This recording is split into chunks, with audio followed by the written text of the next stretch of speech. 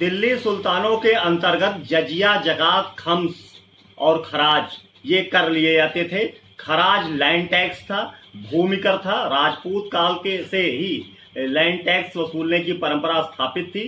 राजपूत 1/6 किसान से land produce का, यानी कि जो खेत पे उत्पाद है उसका छठा हिस्सा लिया करते थे। तो पहला टैक्स तो है खराज। दूसरा जजिया लिया जाता था उन लोगों से जो किसी मुस्लिम राज्य में निवास करते थे लेकिन वो मुसलमान नहीं थे।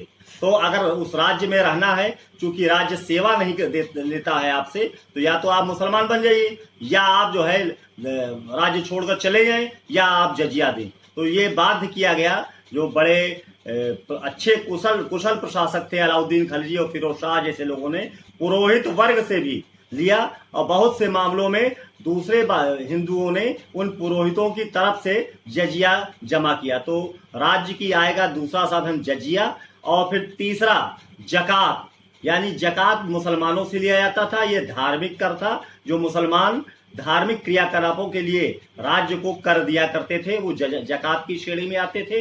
फिर खम्स की बात की जाती है, युद्ध में लूट के माल का हिस्सा। नियम यह था कि 4/5 या राज्य जो है, अगर सेनाएं युद्ध में जाती हैं तो 4/5 सैनिकों में प्रमोशन के लिए युद्ध के लूट का हिस्सा बांट दिया जाता था। 1/5 राज्य जो है स्वयं रखता था सैनिक खर्चों को उठाने के लिए। लेकिन कई ऐसे उदाहरण दिए जा सकते हैं अलाउद्दीन खिलजी जैसे लोगों ने, जिन्होंने 4/5 राज्य की सेवा में ले लिया और 1/5 अपने सैनिकों को दिया। तो इस तरीके के बहुत से उदाहरण हैं जिसमें इन नियमों का पालन बहुत अच्छी तरीके से नहीं किया जाता था। तो आज मैं चर्चा करूंगा खराज की, जो लैंड टैक्स है, क्योंकि मुस्लिम आक्रमण और राजपूत काल से ही शुरू हो गए थे। 100-150 गजनवी के आक्रमण से लेकर अगर मुइजुद्दीन गोरी के आक्रमण की बात करें तो लैंड सिस्टम बुरी तरीके से ध्वस्त हुआ था, क्योंकि नहरों का निर्माण, कुओं का निर्माण, जलाशयों का निर्माण, जो आप जब अव्यवस्था फैलती है, हम आप सब जानते हैं, तो राज्य में निर्माण के कार्य रुक जाते हैं।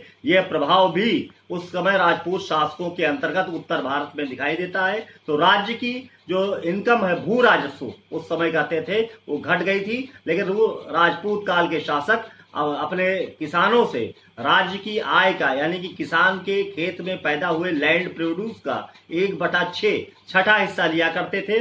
लेकिन मुस्लिम राज्य की, यानी कुतुबुद्दीन ऐबक के शासन की स्थापना के बाद सल्तनत काल के सुल्तानों की अगर बात करें तो शुरुआती दौर से 1/4, 1/3, अलाउद्दीन खिलजी ने तो 1/2 लिया था।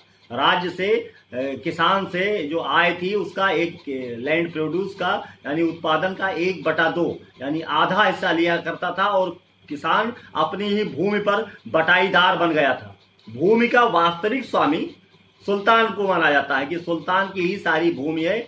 मददे माश के रूप में लैंड को बांटा गया था, जिसमें उलेमाओं, संतों, निराश्रित लोगों, वक्फ की भूमि, यानी कि जो धर्मस्व की भूमि है, धार्मिक क्रियाकलापों में कार्य करने वालों के लिए इनाम, इनाम जो था उत्तराधिकारियों में इनहेरिट कर जाता था। इनाम के रूप में अगर किसी को भूमि दी गई तो उसके उत्तराधिकारी भी उसके जो है हकदार होते थे और उनको वही अधिकार मिलता था जो उसके पूर्वजों से चला आ रहा है। अक्ता व्यवस्था में संपूर्ण राज्य को बांटा गया था। अक्ता व्यवस्था एक तरीके से लैंड असाइनमेंट है, भूमि समझौता है। पूरे देश को लैंड सिस्टम में बांटा गया था। ये बड़ी सुविधाजनक स्थिति थी दिल्ली सुल्तानों के अंतर्गत, क्योंकि लैंड सिस्टम में बांटकर सुल्तान और सुल्तान के लोग पूरी तरीके से सारे उत्तरदायित्वों से मुक्त हो गए थे। किसी अगर अक्तादार के पास 50 गांव की अक्ता है तो सारी प्रशासनिक व्यवस्था, सारी सैनिक व्यवस्था, सब कुछ करने की जिम्मेदारी उसकी, और बड़े आराम से राज्य को उसका टैक्स मिलता था। तो पूरे देश को छोटी बड़ी अक्ताओं में डिवाइड कर बहुत सुखपूर्वक दिल्ली के प्रारंभिक सुल्तानों ने राज्य आरंभ किया। इब्राहिम लोदी तक अक्ता व्यवस्था बहुत अच्छी तरीके से चलती रही, क्योंकि राज्य का कोई उत्तरदायित्व नहीं था। अक्तादार जिम्मेदार था और अक्तादार एक राजकीय सरकारी कर्मचारी की तरह था। उसका जो, अगर सुल्तान चाहता तो अक्तादार को हटा सकता था, अक्तादार को प्रमोट कर सकता था, अक्तादार को डिमोट कर सकता था। तो एक नए राज्य कर्मचारियों के वर्ग का उदय इस तरीके से होता है। और खालसा भूमि, एक भूमि का जो सरकारी भूमि थी, राजस्व विभाग के अंतर्गत आती थी। सेना के वेतन और कारखानों का खर्चा खालसा भूमि, जो खराज था खालसा भूमि का, उसमें दिया जाता था। अक्ता को 2 खंडों में बांटा गया था। अगर संपूर्ण देश में अक्तादारी व्यवस्था की बात करें तो पहला है अक्ताए तमलीक, यानी कि अमीरों को वेतन के स्थान पर दिया जाने वाला कैश न देकर गांव के राजस्व रेवेन्यू को दे दिया गया। तो ये पहला वर्ग था अक्ताए तमलीक। और दूसरा वर्ग था अक्ताए इस्तिगाल, यानी भूमि अनुदान या वजीफे के रूप में दिए जाने वाले अक्ते को अक्ताए इस्तिलाक कहते। तो इस तरीके से मोटे तौर पर अगर हम देखें तो उनकी चूंकि डिमांड बहुत थी और अपने राज्य को और ऐशो आराम को बहुत आगे तक ले जाने के लिए चूंकि एक विजेता के रूप में भारत में आए थे, अस्थिर राज्य था, हर चीज उगाही थी, कर प्रणाली की कोई निश्चित व्यवस्था नहीं थी, सेनाएं जाती थी अभियान पर और वसूली करती थी। अगर किसी क्षेत्र से राजस्व नहीं प्राप्त हुआ तो किसानों का शोषण होता था, किसानों से मनमानी टैक्स वसूली की जाती थी। अक्तादार जो है एक निश्चित लैंड रेवेन्यू राज्य को देता था, लेकिन उसका बहुत बड़ा हिस्सा स्वयं अपने पास रखता था और मनमानी वसूली किसानों से, हिंदू किसानों से करता था। चूंकि राज्य उन्हीं का था, उनसे मुस्लिम राज्य की स्थापना हुई थी और तो उन पर एक प्रहार था और उन पर एक व्यवस्था से उनसे वसूला जाता था, जिसके वजह से बड़ी संख्या में वो कंगाली की स्थिति में पहुंच गए थे। अगर एक एक करके महत्वपूर्ण शासकों की चर्चा करें तो प्रारंभिक दौर के जो ममलुक शासक हैं, ममलुक शासकों में जो बलबन का समय है 40 वर्ष का समय, अपने दामाद नासिरुद्दीन महमूद का समय 1246 से 1266 और 1266 से 1286 तक का स्वयं का 40 वर्षों के लंबे शासनकाल में बड़े समन्वय और बड़े सामंजस्य और बड़ी बुद्धिमत्ता के साथ उसने लैंड खराज वसूला। लैंड रेवेन्यू के लिए बहुत हार्ड फास्ट नियम नहीं बनाए, क्योंकि वह जानता था कि वास्तव में मुस्लिम राज्य अभी स्थापित हो रहा है, तो बहुत तेजी अगर पकड़ी गई तो विद्रोह हो सकता है। तो अपने सूबेदारों को और प्रांताध्यक्षों को उसने इस तरीके के आदेश दे रखे थे कि बड़ी कठोरता से लैंड रेवेन्यू न वसूली जाए, क्योंकि खुशहाली और प्रसन्नता रहेगी तो लोग हमको स्वीकार भी करेंगे। इसलिए राजपूत कालीन व्यवस्था को एज इट वाज, जैसे वो थी वैसे ही बनाए रखने का उसने प्रयास किया था। उसका उत्तराधिकारी अलाउद्दीन खलजी वो थोड़ा सा बढ़ चढ़ के था। जो खलजी शासक है 1296 से 1316, 20 वर्षों का समय है उसका। 20 वर्षों में उसने पूरी तरीके से राजनीतिक सुधार करने से, और क्योंकि उसका जो उद्देश्य था कि सारी दुनिया को राजनीतिक दृष्टि से अपनी मुट्ठी में कर लेना, उसको दिल्ली के कोतवाल अलाउल मुल्क जो उसका मित्र था उसने समझाया कि पहले हिंदुस्तान के अंदर जो स्वतंत्र हिंदू राज्य हैं उनको जीतने का प्रयास करें। तो उसने अति महत्वाकांक्षी होने के कारण 1/2 यानी किसान से लैंड उपज का, कृषि उत्पाद का 1/2 हिस्सा लिया। ये बहुत बड़ी घटना थी, क्योंकि पूरी तरीके से किसान बटाईदार हो गया और वो जो है पूरी तरीके से कंगाली की स्थिति में पहुंच गया। तो उसने और बहुत से कर लगाए, जैसे जजिया को बहुत कठोरता से वसूला, क्योंकि उसकी डिमांड ज्यादा थी। बाजार नियंत्रण नीति लागू की थी उसने, कम खर्च पे बड़ी सेना रखने के लिए जजिया को बहुत कठोरता से वसूला। चराई यानी चारागाहों पे टैक्स लिया, और इसी तरीके से घरी कहते हैं घर पर टैक्स लिया, हाउस टैक्स का ये पहला उदाहरण दिया जाता है, ग्रे कर लिया। और नकद और अनाज यानी कैश और काइंड, ग्रेन और कैश दोनों में लैंड टेन्योर से वसूला। इस तरीके से अधिकतम वसूली करके एक जगह स्थान पर कहता भी है, चर्चा करता है जियाउद्दीन बर्मी कि पूछता है, वो बहुत बड़ा विद्वान था, आलिम था, बयाना का काजी मुगीसुद्दीन, उससे पूछता है हिंदुओं के बारे में कि ये कौन है। तो मुगीसुद्दीन बताता है कि ये खराज गुजर हैं, कर देने वाले हैं, इनसे अधिकतम वसूला जाए। अगर कर देने वाला अधिकारी इनके दरवाजे पर आता है और कहता चांदी मांगे तो सोना दें, अगर कहे इतना विनम्रता हो उसके अंदर, इतना जो है विनयशीलता हो कि अगर कर संग्राहक अधिकारी कहे कि मुंह खोलो मैं धूल झोंकना चाहता हूं, तो बड़े आदर पूर्वक ऊपर मुंह खोल दे और धूल झोंकने की परमिशन दे दे। तो यानी आदरणीय व्यक्ति समझे शासन को, सत्ता को। और कहता भी है अलाउद्दीन खलजी कि मैं अपनी प्रजा के सुख और हित की चिंता करने वाला इंसान हूं, मैं किसी की परवाह नहीं करता, किसी उलेमा की, किसी खलीफा की परवाह करने की मुझे आवश्यकता नहीं।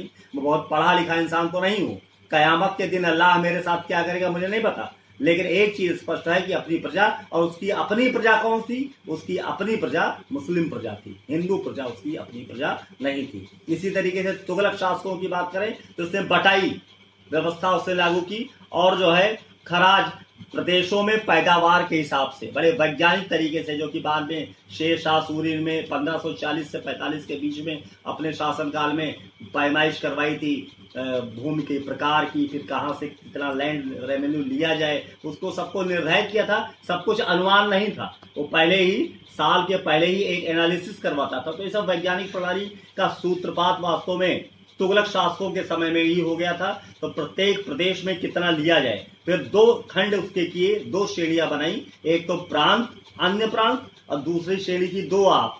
चूंकि दोआब ज्यादा उर्वर प्रदेश है, ज्यादा फर्टाइल प्रदेश है, उसकी डिमांड ज्यादा अच्छी तरीके से पूरी हो सकती थी। तो उसने जो है दोआब में विशेष रूप से कर संग्रह का अधिकारी किए गए, उसके द्वारा किए गए कि ज्यादा से ज्यादा वसूला जा सके, जिससे राज्य जो है सुखी हो सके और राज्य की अर्थव्यवस्था मजबूत हो सके। और अन्य प्रांतों को दूसरी कैटेगरी में, दूसरी श्रेणी में रखा। इसी तरीके से लोधी शासकों की अगर हम बात करें तो अक्ता व्यवस्था को बहुत प्योरीफाइड रूप में, बड़े रिफाइंड रूप में उसने चलने दिया। और इब्राहिम लोधी ने कैश नहीं लिया, अनाज लिया, नकद के बजाय अनाज लेना पसंद किया। राज्य की कोई आवश्यकता पड़ती थी तो अनाज के भंडार से ही अनाज बेचा जाता था, उसको कैश करके अन्य दूसरी डिमांड्स पूरी की जाती थी।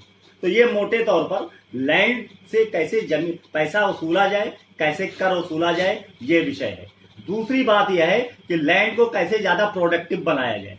इसके लिए मैं बताऊं, क्योंकि प्रारंभिक जो राजपूत शासकों के बाद जिस तरीके से बीच में आक्रमण शुरू हुए, मुस्लिम राज्य की स्थापना से पूर्व महमूद गजनवी का, मुइजुद्दीन गोरी का, इन 100-150 वर्षों के इतिहास में कोई कंस्ट्रक्शन नहीं हुआ। राजपूत काल के शासकों के समय न नहरें बन पाई, न तालाब खोदे जा सके, न कुएं बन सके, क्योंकि तत्कालीन जो नैसर्गिक स्रोत हैं वही एक तरीके से उसको आप कह सकते हैं कि वो तत्कालीन वैज्ञानिक प्रणाली थी, जिसके द्वारा ज्यादा से ज्यादा जो है सिंचित क्षेत्र, असिंचित क्षेत्र को बनाया जा सकता था। जो बंजर है उसको जो है उपजाऊ क्षेत्र बनाया जा सकता था। तो ये कार्य बुरी तरीके से डैमेज था, लेकिन दिल्ली सुल्तानों के अंतर्गत इस दिशा में बड़े महत्वपूर्ण कार्य किए गए। क्योंकि इनकी डिमांड ज्यादा थी, तो अपनी डिमांड को पूरा करने के लिए उनकी सबसे बड़ी नीड थी कि जमीन को ज्यादा उर्वर बनावे, उसकी उर्वरा शक्ति को बढ़ावें। इसके लिए अगर खलजी शासक अलाउद्दीन खलजी की चर्चा करें, सिंचाई की व्यवस्था में अलाउद्दीन खलजी ने तालाब खुदवाए थे, हौजे खास या हौजे अलाई, ऐसे ही बहुत से, और बंदे सीरी, बहुत से ऐसे जो है नहरें खोदी गई, छोटे छोटे तालाब खोदे गए, बहुत से ऐसे कार्य किए। सिंचाई के क्षेत्र में स्थापना काल से ही कृत्रिम साधनों का विकास, जैसा कि मैंने बताया, प्रारंभ हो गया था। कांकरिया गुजरात में है, झील खुदवाई थी ऐबक ने। कांकरिया गुजरात में एक झील है जिसको खुदवाया था ऐबक ने। खलजी ने बंगाल में बांधों और तालाबों का, अलाउद्दीन खलजी की चर्चा की थी, बांधों और तालाबों को खुदवाया जिससे कि ज्यादा से ज्यादा क्षेत्रफल की सिंचाई की जा सके। इसी तरीके से इल्तुतमिश ने दिल्ली के ईदगाह के पास सुंदर झील खुदवाई थी, जिसे हौज सुल्तानी कहते थे। वो झील खुदवाने के पीछे भी प्रयोजन था कि जल की व्यवस्था बहुत स्थापित ढंग से की जा सके। गयासुद्दीन तुगलक ने दिल्ली के पास एक झील बनवाई थी, झील पर जल सेतु बनवाया था। झील पर जल सेतु बनाया था, एक बहुत वैज्ञानिक जो है प्रयोग था। इसी तरीके से मोहम्मद बिन तुगलक ने एक झील बनवाई थी बहुत बड़ी, सागा झील कहते हैं उसको। और फिरोज शाह ने बहुत से उसका तो सुधार, उसके नहरें, वास्तव में रिफॉर्म्स की बात करें तो बहुत बड़ा रिफॉर्मर है। दिल्ली सल्तनत के सुल्तानों में फिरोज शाह जो तुगलक शासक था, उसने पुलों, जल के सेतुओं, झीलों, नहरों, तुगलक शाह, हौजे कुतुब खान, हौजे शाहजादा मुबारक खान, हौजे शाहजादा जलाशय, ऐसे न जाने कितने जो है नहरें को 920 मील गंगा यमुना के पानी को रेगिस्तानों बंजर में ले गया। उससे जो है उर्वर क्षेत्र जो है बड़ा। सतलज पर उलूगे खानी, यमुना पर न जाने राजीवा, ऐसे गजना, आधा नहरें, बहुत सी नहरें खुदवाई। 5 बड़ी बड़ी नहरें दिल्ली के आसपास के क्षेत्रों में खुदवाई, जिससे कि बहुत बड़ा क्षेत्रफल सिंचित हो सका और राज्य की उर्वरा शक्ति बढ़ सकी। तो इस तरीके से हम कह सकते हैं कि जो प्रारंभिक मुस्लिम दिल्ली सुल्तानों का जो समय है, सल्तनत काल का पूरा समय है, उसने एक बहुत बड़ा पृष्ठाधार तैयार किया था मुगलों के शासन व्यवस्था का, और उसने बहुत निर्माण किए और प्रारंभिक अपनी जो है खराज के द्वारा आर्थिक जो उनकी मांगे थी उनको पूरा किया। धन्यवाद।